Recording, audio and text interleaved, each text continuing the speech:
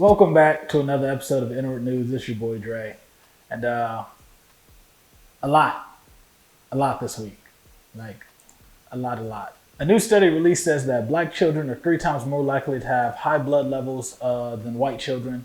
Lower income areas are 40% more likely to have unsafe water. 130 million drank from them water between 2016 and 2019. And this story's coming out as it's been, I think, like 7 years since Flint water been messed up. Also, Benton Harbor. It's a different black majority city in Michigan that has lead levels up to 60 times the federal limit. I don't know what the Flint limit is, but 60 times the federal limit in Benton Harbor. Harbor, meaning that that's a town that's based around water. Like their entire economy is based on one. It's 60 times. 60. That's a lot. Okay. If you don't understand math, I'm going to make it real simple for you. Imagine a classroom. General speaking, classrooms are 30 to 40 people. So that's about a classroom and a half, right? If it's 60 times that means 1. So if you have 1 person and 60 times 1 person is 60, a classroom and a half and a 1 bedroom. Think about that. How much space you have in your bedroom, your personal bedroom that is built for you. Imagine 60 people in there in your bedroom. Yeah, that's what 60 times the limit is. North Carolina hospitals fired about 175 workers in one of the largest mass vaccine firings. Apparently 375 workers got suspended and had 5 days to comply. Only 200 complied. So that's 175 medical personnel out of a hospital. We're already severely understaffed in medical facilities. They just fired 175 more because of lack of vaccines. And at the same time, that sounds crazy that you're getting rid of medical professionals in a time where we desperately need medical professionals. Also got to remember, if you don't have the vaccine and you're coming in contact with COVID almost daily, then you're putting everybody else at risk.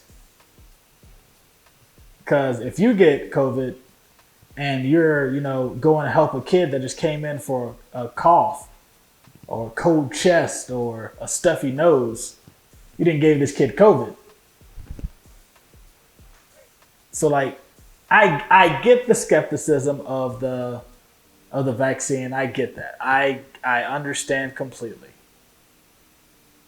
But in terms of medical professionals, you can't claim that you're here to help.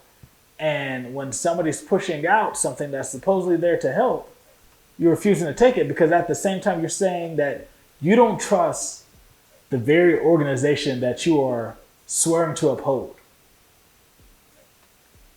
Because if you don't trust this vaccine from the CDC, then that means you don't necessarily have to trust the other vaccine. If you're here to help me get better and you're not taking a medicine that's supposedly to help me get better, I can't trust you.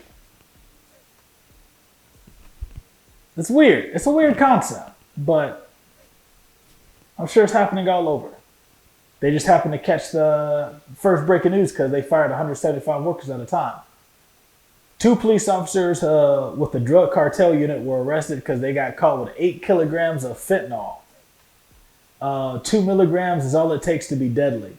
So a fatal dose is 2 milligrams. They had 8 kilograms. Now, I'm not a big fan of the metric system, but that seems like a lot to go from milli to kilo. Yeah, it's kilo. Or kilo, if you want to be technical. They was trying to take out the whole block. I don't know what you was doing with 8 kilograms of fentanyl when 2 milligrams is all it takes to be fatal. Marco Moreno is the big dog because he's been signing off on cocaine shipments and carrying around the big stacks of money. Apparently he got paid $44,000 while overseeing 27 kilos of the cocaine being moved around the border. Where was this cocaine coming from? They're from Columbus, Ohio. Oh well, but yeah, to everybody that wonders how the drug gets into the communities, the cops. This dude, they were part of the drug cartel unit.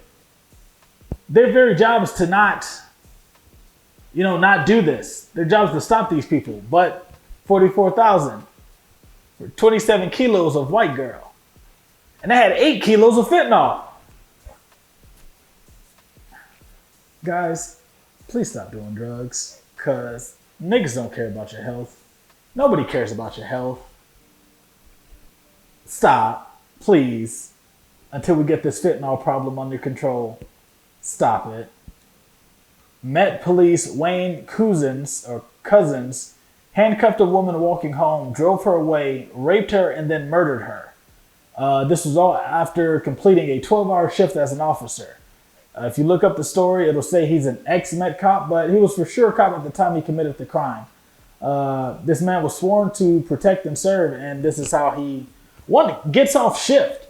12-hour shift, and he's supposed to be going home, and he kidnaps and rapes somebody, and then murders them. 3 completely different heinous crimes.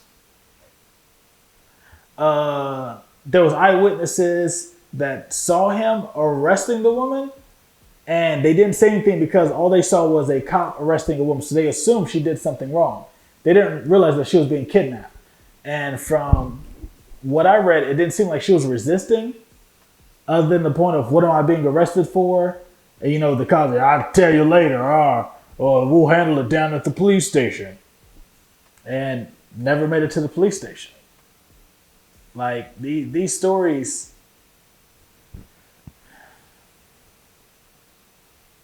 as a black man, these stories are exhausting. As an American, y'all got to be tired of it too. As black, it's nothing new to us, but for y'all, it has to, like, when do we get to the reforming part? This is ridiculous. A Danish museum hit up an artist and gave them $84,000 for some art to put in their display.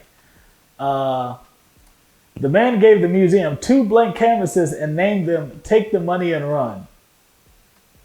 I don't know what kind of artist this dude was for them to give him $84,000 and expect paintings back. Like, I get it. He had to have some type of art. But apparently the man's just a scam artist. Named him "Take the Money and Run." Shout out to the dude, man. Like, yo, he did that. Shout out there. I ain't gonna give his name because, he might get some other work somewhere else. So if you find his name, you find his name. But shout out to that dude.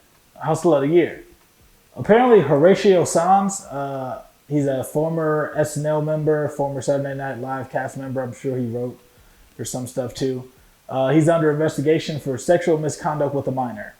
The scary part about this story is, according to the paperwork, damn near everyone on SNL either knew or participated in these acts. I don't want to get into the details of it because it's disgusting, but do your deep dive. But it's basically Hollyweird is being Hollyweird again. It's apparently they invite little girls to parties, and it's all malicious. Let me figure out how I'm going to word this. It's all malicious, but it's not like they're inviting them to sexually assault little girls. They're inviting them as if they're dates, which makes it weirder. Because it's not a predatory thing. It's like, in their eyes, it's a relationship. And like I said, man, if you want to dive into that story, go ahead. And continuing the terribleness of this episode, R. Kelly got found guilty of racketeering, sexual misconduct, and a whole bunch of other stuff. He's looking at 20 years. This is reportedly just a verdict for the state of New York. So who knows how many other states? Most likely Chicago for sure, or Illinois, Chicago City. Most likely Illinois is going to have to try him too because that's his home state. Like, he's definitely been in Chicago. There's been people that said that there's like a known recruiting ground for R. Kelly at a certain McDonald's that he goes to every year. And then Bill Cosby opened his mouth about this, but shut the hell up, Bill, because nigga, you are not safe. But yeah, R. Kelly was found guilty in one state and probably got like 6 or 7 more states to go to be found guilty.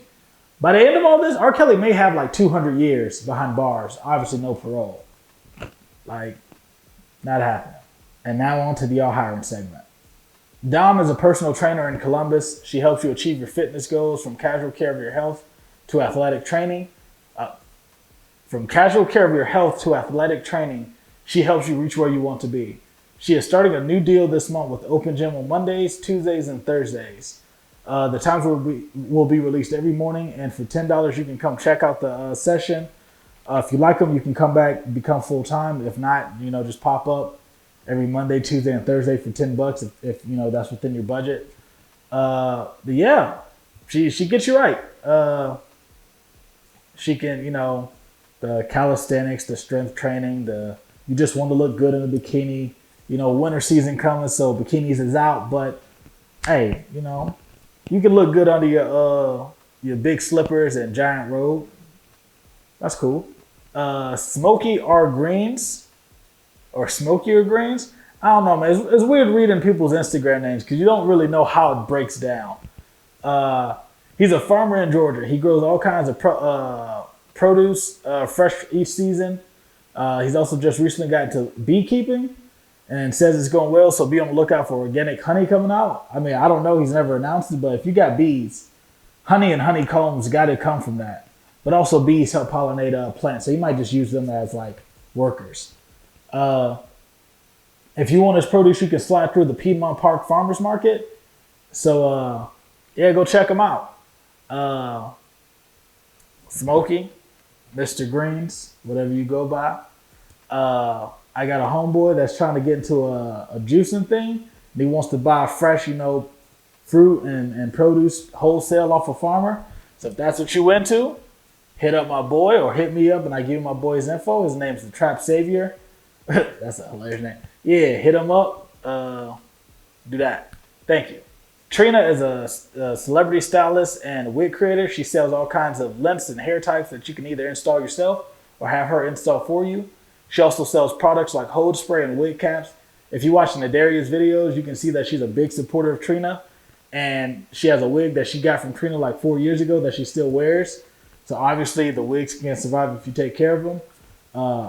I'm not a hair person. Temp fade. Shout out to my boy.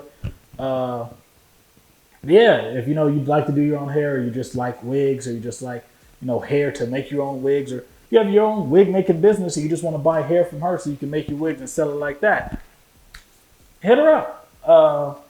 Yeah, connect, get some businesses going. Michael is a creative director and fashion model.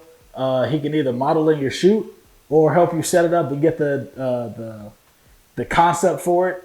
But he can also model in it after he gives you the concept. He does a lot of creative shoots and not just regular standing in front of random backdrops. The nigga did a photo shoot where he was a cactus. That's just fun. Like, that's the type of stuff I would want to do if I look good enough to be a model. But, I might get into that eventually. Do something with Mystery Lex Vision. Mystery Lex Photography. There we go.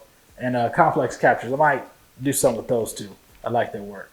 Yeah, if you're looking for a model, or you are a photographer and you want a creative director, or you're a model, you want a creative director and a photographer, I'm sure he can link you up with that. Hit him up, collaborate. I like collaborations. And if you got any other businesses or entrepreneurs or deals coming up, let me know so I can put them in next week's show hiring. That's been another episode. Bye.